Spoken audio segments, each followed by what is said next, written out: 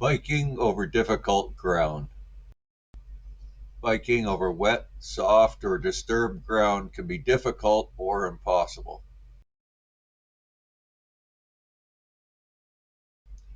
In a matter of minutes, one person can install a workhorse path right over those adverse ground conditions. It smooths over the lumps and bumps, but you do want to avoid putting it over things like stumps and protruding rocks. The path will follow the general contour of the terrain while providing an easy walking, biking, and rolling surface. Even if it rains and the disturbed ground turns to mud, the path remains firm and dry.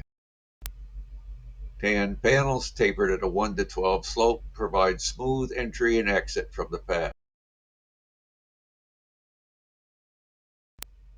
You can find out more at workhorsegs.com.